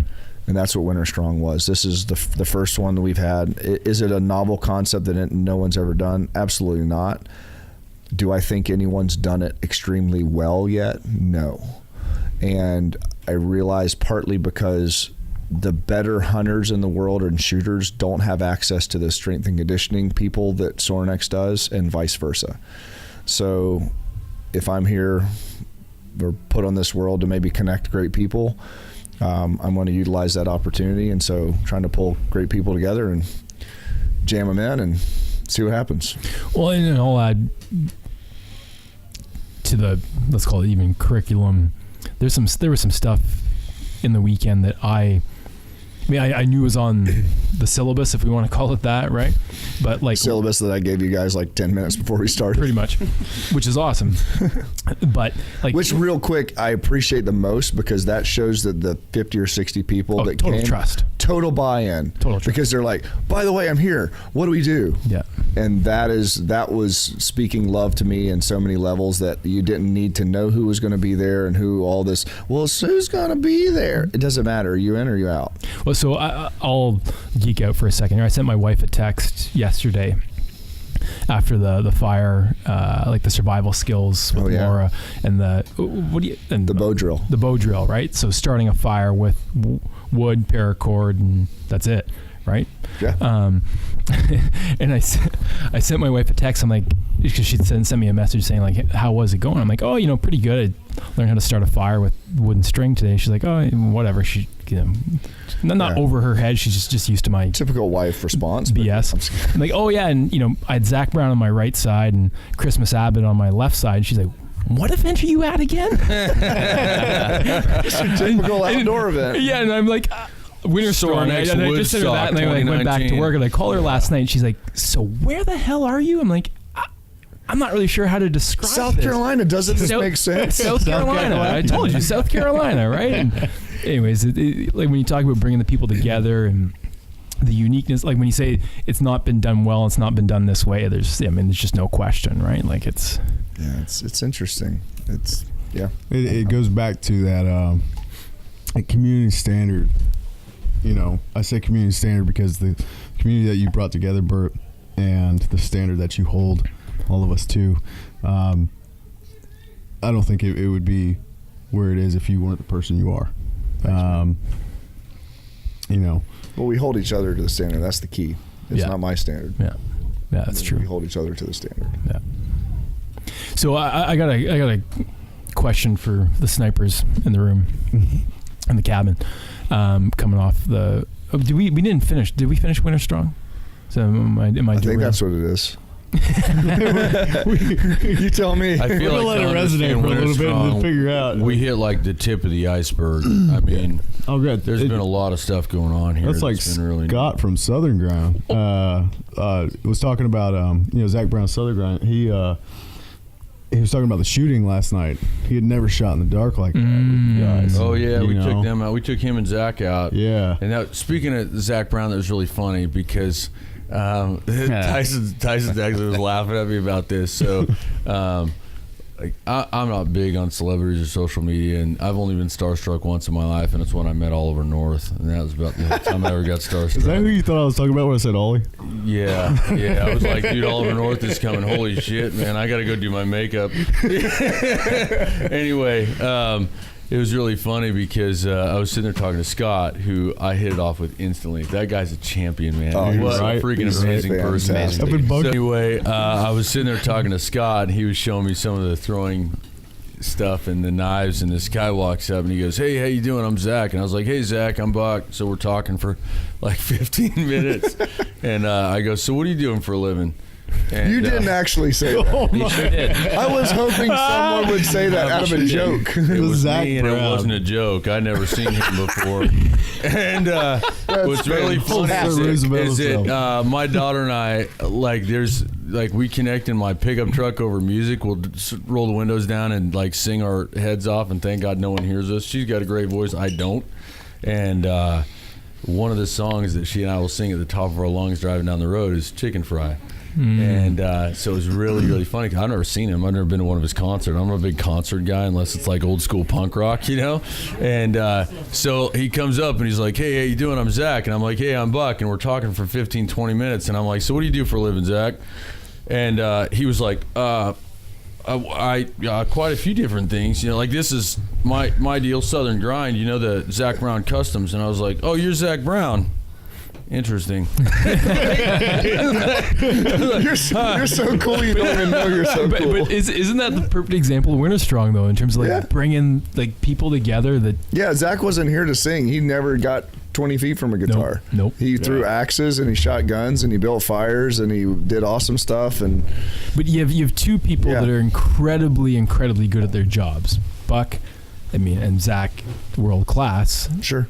Buck, world class. Oh, thanks for following up with that. I saw you say I owe you one for the National class, for the 43 comment earlier. But like how these people from truly disparate worlds can come together, and Buck's like, what do you do? Where are you going with this? But it's like this egoless event, right? Like it's just people are here to learn, they're here to experience, and because no one's the best dude at everything. It's like, great, you're really good at singing and having gold records. Okay, I'll teach you how to shoot.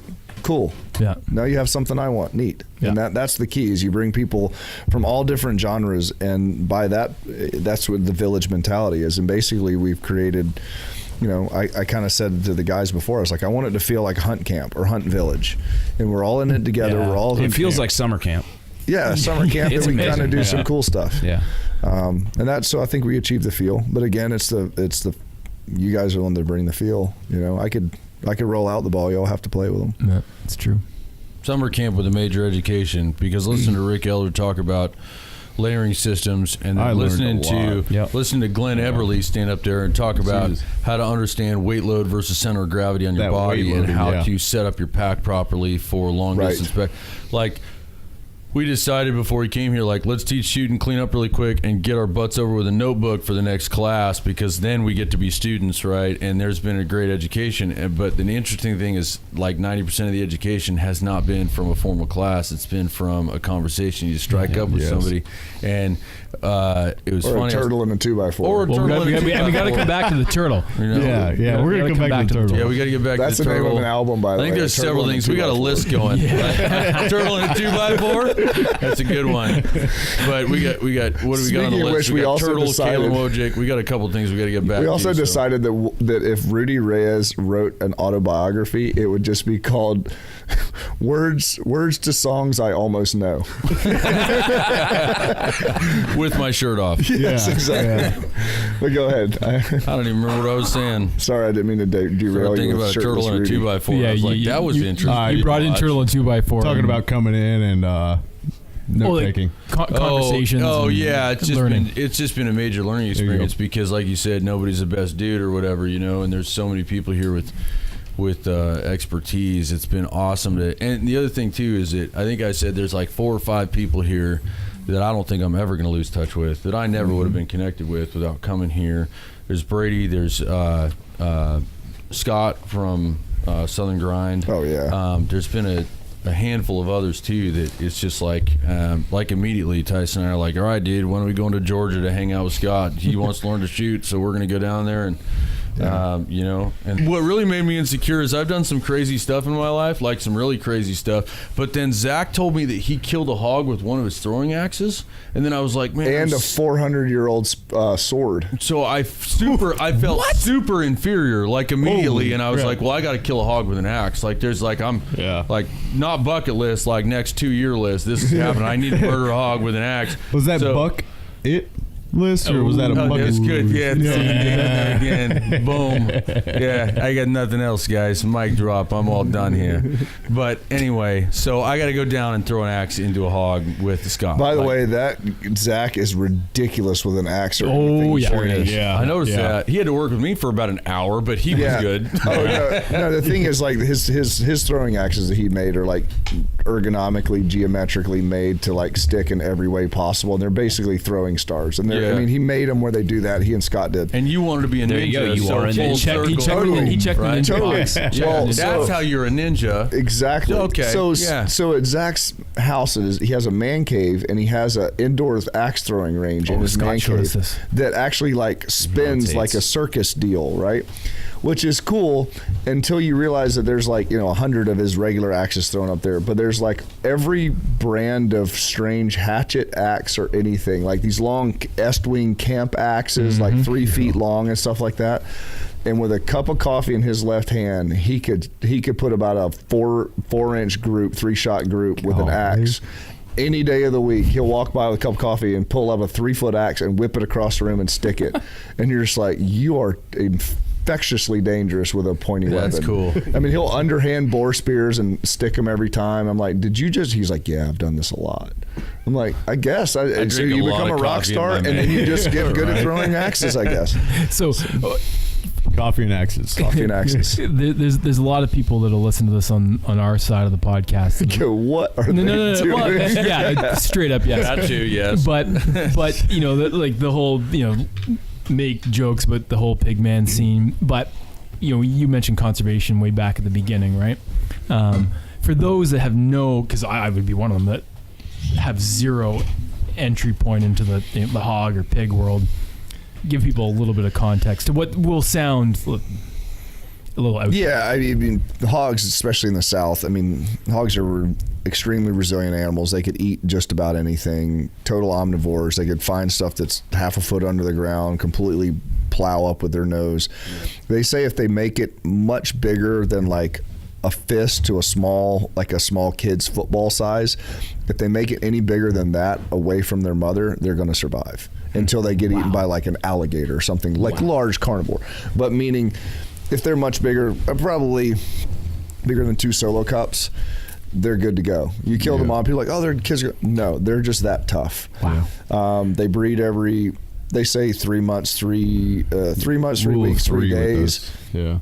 Basically 4 months, but they could just start kicking litters. So they're, you know, everyone's heard how tough, how the omnivores, they explode their population, and it's all true. And they're smart. The big boars are smarter than a big buck. Yes. They have better noses. They're smart. They could reason. Cool thing is there are a whole bunch of them, and you could shoot the crap out of them. Yeah. And they taste damn good. Yeah, I know they taste great. In Texas, as of, you know, last time I checked, it was over every year. It's been over $52 million worth of damage to farmers and ranchers' families. Oh, they're invasive, big time. No, I mean, they are huge invasive, but that is why the conservation aspect is they're in Texas, even South Carolina. I mean, it's not a joke in any way. Yeah. I mean, they're like, you could use every method of weaponry known to man, and kind of the thought is there's no way to knock them down. You can't get rid of them. So the other night we were hunting them, which was totally legal. We were hunting them with night vision, sneaking around with on foot and on electric golf carts in the swamp, and using thermal and night vision. And even with all that stuff, we still only kill 3. Yeah. And 3 young ones. So just to make clear, these creatures are considered a nuisance here in the South. You know, I mean, they're livings that they're disrupting. So, you know, we went out. I was out there with Bert and some really great people. That was Brady dropped 2 with a bolt gun, with a 308, and then Tyson and Buck. Tyson got his first one that night. His first pig, man. Congratulations, 5.6. Dude, on the run. That thing was hauling right to left. Tyson, explain the feeling that you got. Let's set the stage. Okay, yeah. Go ahead. If it's on the run, we got to hear this. I mean, well, so we were sitting in a stand, which I've never sat in a tree stand in my life. So did that was. So there I was, 1968, Vietnam. Pigs surrounding me. Pigs in the wire. Coming in the wire. So, I mean, we went tree stand hunting in hopes of kind of catching a couple, spreading ourselves out over a couple fields. That didn't work out, so we ended up kind of doing the snoop and poop on some battery operated golf carts. Those are death machines. That are monstrous, by the way. So following Bert, and he pulls up. He has a thermal, so he finds these. He finds some little piggies, and we just pull up next to him, and me and Buck pull up our our humble ARs. With, they are rather pedestrian. Super pedestrian. Rather pedestrian ARs. Yeah, I find that shallow and pedantic. I basically ended up blinding Michael, who is ultimately a better shot than I am with my muzzle blast here. Michael being Buck, the 43-year-old to my right here. The 43-year-old. And me being the corpsman and bullet sprayer. I just. Did you ever go to the DMOT course? DMOT? The live tissue training? So we did. Hold we on, did the pig. Yeah. I was on the freaking. All right, so pig. We'll go back to that. Great course, by the way. Yeah, so I dropped about 5 rounds, and I think I hit it. It could have been either one of us. He shot like 2 rounds. I shot 5. So law of averages, I guess. As per for Corpsman. Law of averages. But yeah, that was it. Was really, I didn't really have any time to kind of feel anything. It was basically like Bert was like, "Hey man," he's like, "We got 3 coming in," and they started running across the field, and we just pulled up and started shooting. It was very exciting. It was very, Were you very still exciting. Sitting in the cart when you did Still it? sitting in the car. I was driving the cart and pulled my rifle up. Bert built a badass little rest for the driver and passenger, so you can shoot from the golf cart. And I've actually turned that thing into a ghillie mobile before too. I have a big ghillie suit thing that I throw over it. We call those Tinder suits. Tinder suits. Tinder suits. Tinder buggy. We need to Tinderbuggy.com. Tinderbuggy.com. We got to lock that one down. They will soon be coming on Tindersuit.com. Yeah. Presented by RP of So all. mind you, for our viewers' sake out there, Do they think we're weird and crazy? yeah, shooting from a cart at the time for these pigs. These pigs are considered a nuisance. It's completely legal. And moral. Yeah, so good point. yes, Yeah. These are Millions, like I said, millions of dollars, millions and millions of dollars. So and very effective, especially if it's one of those buggies that's real quiet. Yeah. You know? Yeah. A Tinder buggy. A Tinder buggy. Tinder buggy. This podcast is sponsored by Tindersuits.com, which is brought to you by Tindersuits.com. We'll be selling sniper gear. Tindersuits.com. Mostly man briefs. I'm good at other things. Quite a variety of man briefs. But also an emergency ration for fire starting. The Tinder briefs will be. So if you need to take them off and start a fire, you can go up in flames in your Tinder briefs. So Tindersuits.com. So we might make this a 2-part. No, it was an exciting experience. Compared to the hunting that you're used to, you know, how does it differ, and how do you feel about that? Well, the hunting that we're used to, I mean, we are. You have to work a lot harder to do what we do out So out in you're the saying West. I'm lazy? Well, I'm not saying you're late. You have fun. That is absolute a 100. And sometimes fun is just blast. what's required. Yeah, yeah. Well, and I'll add to this because we've talked about this on my podcast a bunch. There's different things you get from different hunts. Sure. Yeah. Right? Oh, yeah. Like people love to say, "Oh, I'm a meat hunter," or "I'm a trophy," or call people a trophy hunter. Well, like sometimes I'm a trophy hunter. When I went to Tajikistan to hunt ibex, I'm not bringing home the meat. Yeah. All that meat went to the guides and their families and the locals, so it doesn't go to waste. But I legally cannot bring that back. Yeah, I went in Texas. We do that same thing with the meat. Sometimes we give it to you know, homeless shelters or something. And look, this happens with elephants. I mean, all these things that people love to get all up in arms about. Like even if you don't agree with the dude's intentions or the gal's intentions for killing an elephant or a giraffe or whatever, that does not go to waste at all. None of it goes. And we just ate tonight, and the pigs did not go to waste. The pigs we the killed, reason why But the oink. Yeah, we got the instruction. The reason why we went out there. We got the sustenance. The reason why we went out there is we went out there to collect game so that we could run a course on skinning an animal, game prep, right, and then cooking, right. And so the 3 pigs that we killed that night provided for this event and provided for the 70 or 80 people that were here, and we're seeds into the next generation of hunters. We had 2 or 3 people that the first time they'd ever broken it down, they walk away now going, okay, I understand now how to shoot for buck and Tyson, and I kill said animal, and now I know what to do with it to make it an edible thing for my family. And how Well, more I mean, can not how to more mention can we you had a pay kid it from forward China into our? who's never absolutely. shot a firearm. Tommy, Just who's sitting right Heck here. yeah. Actually. Tommy. Yeah. He never skinned an animal. He never shot a firearm. That guy was a right? stud on the competition. He was the first today. one. He was the first one. Besides myself, I wanted to skin my own pig. He was the first one to jump in, grab a knife. What is it you say all the time, Bert? Lean forward. Yeah, lean in. Lean in. Oh yeah, lean in. he's leaning in for sure. Yeah, I mean the two Parker, who was around here a minute ago. Parker was 13 years old. Yep. And He was a little stud. He did two Tommy- pigs. He did one with John. Yeah, Rivette. And he did the turtle. Yeah, that's right. True, that's Yeah. right. Yeah. And then he went and did another that pig that was hanging in the shed. Yeah. And then he ran the competition with us. Yeah. And Yeah, got he his did. butt kicked and never quit. And he went back out. And he went back out. Yeah, Yeah. that's right. That was big. It's neat to watch his dad encourage him too. I mean, that's Oh, yeah. a direct Yeah, reflection but- of but- Jason but- involved in his life. What I like, I mean, what when you what have I a like cyborg in your life, about it's, what Parker Yeah. did. it's hard. He's not called to be honest. cyborg on accident. Yeah, Parker being what is he? 15? 13. 13? Yeah. Wow. Hey, to see the people you bring out here leading by example, Oh man. and to get up and go out there, at 13 years old, that kid's never gonna forget that. And he was ready to puke. yes. Oh, yeah. Yes. He was. I thought he was going to puke. He Like never when quit though. he did not quit. No, He that's the never quit. point, right? And he came in and he sat down. And you went over and talked to him, Brady. Yeah. You're like, I was Yeah. like, hey, you all right? You all right? Your team's still out there. But your man. team's still And out there. And I literally told him a story, a 5-minute snippet.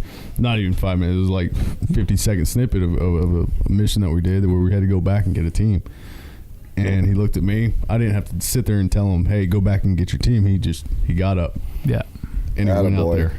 there. I mean, if we really look at it, there's probably no one that gained more in like the tumblers of his life combination than that guy this Yeah. week. Yeah. That 13-year-old kid, The next generation. he got everything that with the time, money, the effort, like all the flights that everyone did. Like, if nothing more to invest in Parker's life, that we know he will be a better man and a better person, a more capable person. Everything was worth it. Priceless. Totally. Literally. Everything. Literally To priceless. watch that, Yeah. you know. Yeah, we Kai, she was on our team with us having won the competition. She was like, what about Parker? She wanted to give there was a dimmer box by one of the Throwing axes in it. yeah, had throwing axes in there, and the dimmer box is like this Pelican case that has speakers, and it's pretty awesome. It's waterproof. I mean, these guys it's just make them really fantastic, cool. yeah. And this was If you're into music, buy a Yeah. Denver box. They're amazing. Yeah, go to and- Deamer and- Box. Don't hesitate. Purchase. Exactly, and Kai, this Australian gal who was on Naked and Afraid, she gave her dimmer box. Not only is she on Naked and Afraid, she is a amazing Kick outdoors ass. person. Yeah, just such a cool She person. is such a cool freaking person. And she turned around and she goes, well, I choose, and she's Australian, so I'm not going to do her accent. But Do it. No, do it. You should totally do it. All right. So she said, well, I'm going to choose this dimmer box. So it's good. Parker, It's good. come over here. I'd like to give it to you. So, yeah, I mean, his eyes just lit up. And I looked at him. He looked at me, and I was like, you deserve that. You earned that. You Yeah. deserve way more than that. Yeah. You have my respect. Yeah. Heck yeah. Absolutely. And he just, he you can see him pause for a second. A 13-year-old, when you see a 13-year-old, pause for a sec, usually they're just all yap, yap, yap. But Parker was just such a sponge this weekend. So Well, and the other thing I'll add with Parker is on the range today, guys. Like that kid was in jeans and a hoodie. Oh yeah. And every was other cold. dude on that line, including myself, man. was in like 6 layers of Yeah. some of the Yeah. best Like a shit system. you We learned can how to get. layer. And he's sitting there, Yes. and I looked over at him, and he's cold. Oh yeah. I can tell he's cold, Yeah. right? But he's just standing there, and he's like, "No, I'm gonna take this. I'm gonna take That's this." funny. I asked him. I was like, "Hey man, are you chilly? I mean, we can pull this mat back and cover you up." And he's like, "Nah, man, I'm good. That's what he said like, to me. all I right. said, dude, you need a jacket? And he's like, I'm fine. I'm fine. All right." He didn't want to get pulled out of the game. No. He didn't want to get pulled out of the game. And I think No, he that, didn't. He's gonna be a force to be reckoned with. Yeah. I think that there's something to be probably said for his maybe not just his dad. I don't know anything about that kid, but there's something to be said for the people in his life that are saying, I'm willing to endure to do what I need to do, and that being an example. I mean, you I'll have give you a little 3, piece I have 1, but more is caught than taught. Right. You know what I mean? And that kid grew up watching men in his life being men. Yeah, and one of them was his dad. I mean, his dad, just to give a quick His dad's story. a beast, by the way. Giant human being. Oh, you that's should very have seen him strong. before he smoked his back. So Jason Lawson, that's Cyborg. I've known him for 25 years. He and I got to South Carolina the first year together as freshmen. He was a walk-on in the football team, and just worked so hard that they were basically he just forced his way onto the team. So he would do all the workouts with the offense. He would come back and do all the workouts with the defense later that evening, the lifting too, and then run stadiums that night just because he wanted to be better. And it was in the 90s, so you could kind of just do what you want to do in many ways. But you get this walk-on kid, and when South Carolina won their first bowl game, we came back to the weight room, and there was literally a life-size cutout of him in the weight room, and he got Strength Athlete of the Decade. No, as a walk-on. As a walk-on. That's amazing. And then played at the Jacksonville Jags for a couple years, and made it to the NFL and everything, like just killed it. But you talk about a guy that just never quit, became a pro strongman and power lifter. I mean, deadlifted over 800 pounds at 265 body weight. I mean, just a super freak. And even in his 30s would go and run 100-meter sprints with the high school kids and put 2 parachutes on just to give him enough resistance so he wouldn't pull a hamstring, but he'd go out and train with them just to make the kids work. And it was just this guy that I've known for 25 years, and around the gym, like, there's rules and then there's cyborg rules. There's things that just or how humans could do it, and then there's cyborg rules. Like one day, for instance, not to get too many into numbers, but those of you who hear this will understand. One day he came in, it's probably 2008, 2009. He was probably, 30, 31. He comes, he goes, "Hey man, I got to train fast today." And I was like, "Oh yeah, what you gonna do?" He goes, I'm gonna bench 315 for 20, squat 315 for 20, deadlift 315 for 20, and do 20 pull-ups. And he's like, however long it takes me. I was like, well, that's pretty cool. He got under the bar, banged out 20 squats at 315, got under the bench, banged out 20 in a set in a row, unbroken 315, strict benches, jumped up, did 20 dead hang strict pull-ups at 275 pounds body weight, dropped down and did 20 deadlifts. I was like, how are the deadlifts? He goes, oh, that was just rest period. That was just easy. Because he was 800-pound deadlifter. The guy is stacked. And then like, 7 minutes later. deadlifter. Yeah, 7 minutes later. That's exactly what it was. This guy is stacked. He had his shirt off today after hit the the ground, and he was like, I'm looking, I'm watching, I'm like, he's going to just rhabdo and die. And he looks up and he goes, round 1. He goes, nah, just kidding, I got to leave. And I looked, 7 minutes, 49 seconds. Yo, I was joking, dude. You're serious. No, 7 minutes, 49 seconds, and he was just like, and he goes, "Those CrossFit guys are cute." And he goes, I gotta go. Exactly. And I'm like, I honestly don't know. At least at that time, another human being, because we love you, Christmas. The 315 for 20. Okay, if you're strong, you could do that in the squat. In the deadlift, if you're a 500-pound deadlifter, you could do it. Now, but how many guys are that strong that also tote a 315 for 20 bench press, which puts you at about a 500-pound bench press, that are also lean enough with enough body weight strength to do 20 unbroken pull-ups? Dead hang. And then the gas to do it. That's Marine Corps He standard. literally put his hands on his knees for about 10 seconds and stood up. He's like, all right, I got to shower. I got to go. I was like, that was that, huh? That's just one of those cyborg, doesn't make sense workouts. And he would do crap like that all the time.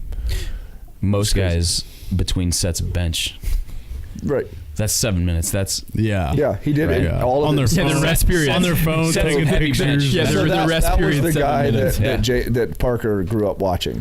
Yeah. So He's good. And what I He'll be love good. about this is that Parker will be the next generation sitting here in this trapper cabin. Let's hopefully, when he comes of age. Sorry, did you say trapper cabin or jabber cabin? Trapper cabin. Jabber cabin's a jabber cabin? good way to take it. Jab. I don't know. Whatever Bert wants to call it. It's a beautiful place. I feel at home right here. I mean, I was singing out of Keogh last night with Rudy. So, I mean. By the way, Zach hit me this morning. He goes, dude, I was laying in my tent and I thought there was a fight. in the cabin last night. No, they were singing. No, that's what he said. He goes, I knew there was a fight. I was like, man, someone's getting their asses kicked. And he goes, and then I heard the background singing "Wanted Dead or Alive" by Rudy. So, he thought it was like a bar fight in so here. Rudy This Reyes, is y'all singing. Rudy Reyes is a scout sniper recon brother of mine, and all of ours. Every time I've hung out with him, somehow "Wanted Dead or Alive" by Bon Jovi comes out. Me and him end up singing it. Or Sister Christian. Yes. It's usually Rudy's choice. Like Rudy by the night. You know, that's Rudy. Rudy by the night. So. Rudy by the night. So what was your question? I brought up how Kalen? Yeah, helped us out with that training. You said you had a question. Something he ran by you that you had a question. Yeah, so before we go there, I got to ask, do we want to do turtle in the 2x4 or the Kalen question, because they're probably Turtle in the 2x4. Yeah. I hate to say that sorry, Kalen, but this is a like Kalen, brother. I know you're a scout sniper, brother, but we might have time, because the answer might be easy on both, but we should tell the truth. Let's do not the that turtle. insecure. Go with the turtle and the 2x4. Yeah, Kalen's fine. Well, no, frankly, I know that about Kalen, but I'm actually interested in the answer to the question. I know at least our audience will be, but yeah, let's go turtle in the 2x4. Yeah, it's fine. I just wanted to give you had started talking about the training that we had given Nolan, and he was a big part of that. So I wanted to make sure that he was included and credit was given to him. He was a big part of that. He was. Yeah. Anyway, yeah. Go ahead. Turtle and 2x4. I'm not telling the turtle in the 2x4 This is gotta be someone has to be Tyson. You were like Bird or Brady. Tyson is the front one. row. I think Tyson, the little dude, 6'4", So 245. Started out right. Jack Started out Steele. right. there I was, Yeah. standing on The a loophole table guy. because I'm too short to see over the crowd. He's got. We talked hold on, about that. let's bring this back to what for me was the most legendary person I met this weekend, which is Santa, which is, to make sure credit is fully given to Wesley on this one. Yes. Oh, yeah. Absolutely. Yeah. Absolutely. Yeah, Wesley is a Social and national treasure. Crisp. Crisp. Yes. Wesley Crisp is as Bert said, a social and national treasure. He is just an old redneck from South Carolina who hunts and fishes his ass off daily. And possibly the nicest person you'll ever meet. And And that's not even his day. 300 300 days a year. oh, yeah. That's not even his day job, though. No, yeah. Well, yeah, that's a whole nother story. Yeah. The guy's amazing. He is an amazing gentleman. I had never seen a snapping turtle be caught and Alligator gutted. snapping turtle. An just so y'all alligator know, 'cause snapping there's turtle. a few And this was different kinds not out like there. for me. I guess it wasn't like. Apparently, it's not the biggest snapping turtle out there. It was pretty damn big. It was pretty damn big. Filled up the bottom of it would take a hand of a 50. Oh yeah, Well, like dimensions wise, what do you guys figure? filled up the bottom of a 50. It was at least, I'd say 14. I'd say 14 to 16 inches across. Yeah, across. Yeah, on filled the up 12 shell. inches wide. Yeah, filled up the bottom and of as a far as 55 long, gallon probably about drum. 26. Tail to tip. It was Probably It it was was big. Yeah. It was large. Yeah. Huge. But man, Wesley, I didn't see him pull it out of the bucket. I'm assuming he did it with a pair of pliers. Nope, tail. His hand. Grab it by the his tail. hand. All right, so he did it with his hand. Wow, the night Which before, are a pair of pliers. Buck, and Buck and Glenn and I had sat there like poking in there with like a broomstick. Broom handle. I was trying to get and him we're all back to just broom like, handle. He wouldn't what's do going to it. happen? What's going to happen? Wesley just Speaking reaches of the Wesley pair of pliers, and so I've taught a term to to Rudy. And Rudy, of course, finds all the Southern vernacular funny. Is take hold. And take hold means once you take hold to something, it's as Wesley said, it's paid for. Don't Yeah. let Oh, go. yeah. Yep. Once he grabs it, he goes, well, once I take hold to him, he's not going nowhere. And it doesn't matter what that thing That is. accent. Literally how he talks. That is was literally how he great. talks. Yeah, no, 100%. I shot a big buck in Missouri this year with my bow, and I got over to him, and he still is a little alive. And Wesley just literally grabbed this about a 250-pound 5x4 by the horn, and he goes, we're sticking our arrow in him. And I'm like thinking, you're holding on to him, and he's going to go BS when that arrow hits him. He goes, no, he's not. He ain't going nowhere. I got to take hold to him. He ain't going anywhere, big boy. And I'm just like, you're a 68-year-old man, and I'm fully confident that buck is just somehow not going to get away again. He ain't going nowhere. I got my hands on him now. And he's Well, I'll tell you what, he's not the yes, biggest you guy. do. He's No, got he's not, but he's got the When I shook his that farm hand for the strength. first time, Right. and he introduced himself to me, I don't think I've ever felt more like a child. He could almost give Pops a run for the grip. Yeah, that was a firm handshake. Yeah, that's what he always taught me since I was a little kid. I would go grab catfish or something, and it would stick you in it. You kind of, if you're a little fuzzy about it, you kind of get in there, and he was one of those. The second you get within 3 inches of him, it's gone. I mean, you are vice grip clamping, and that was one of his always things. You take hold to him. Take hold.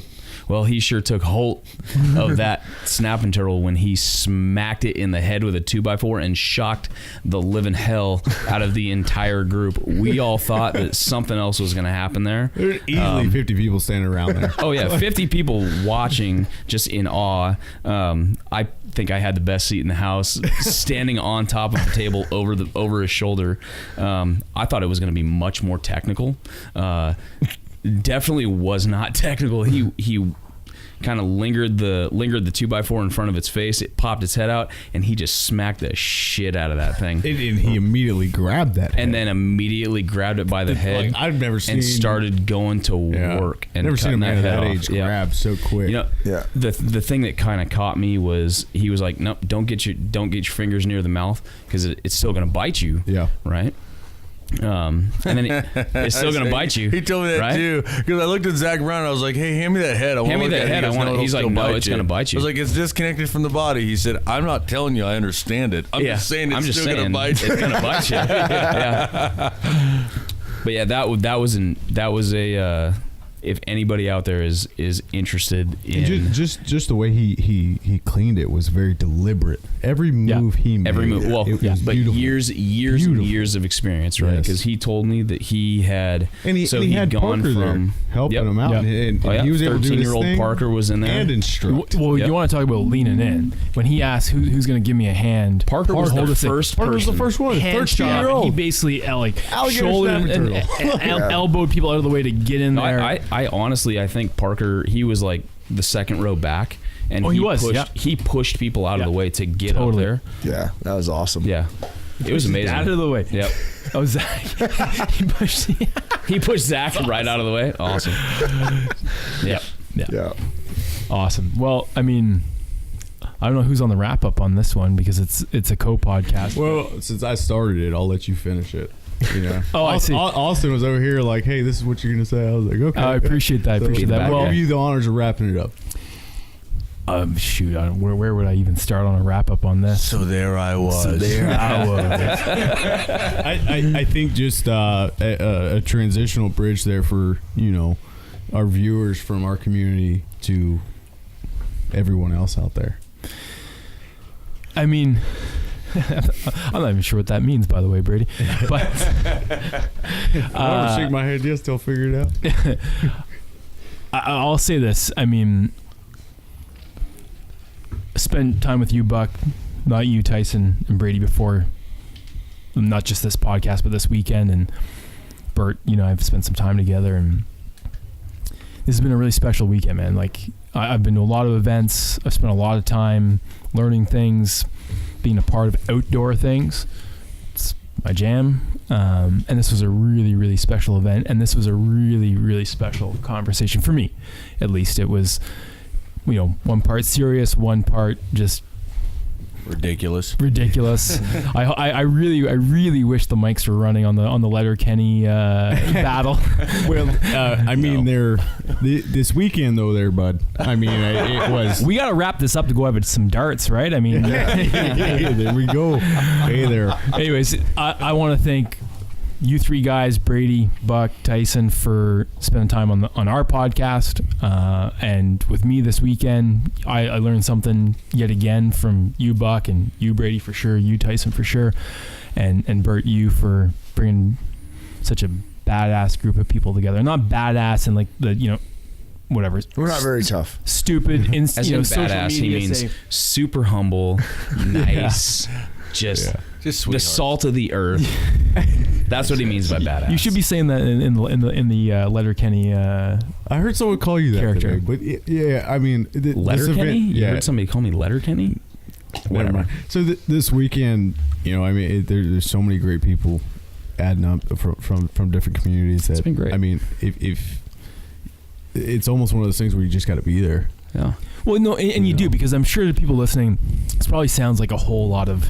It's like these guys are just getting drunk and They're getting drunk and all, whatever, mushy gushy, right? But what you just said, Brady is right. Like, you got to be there.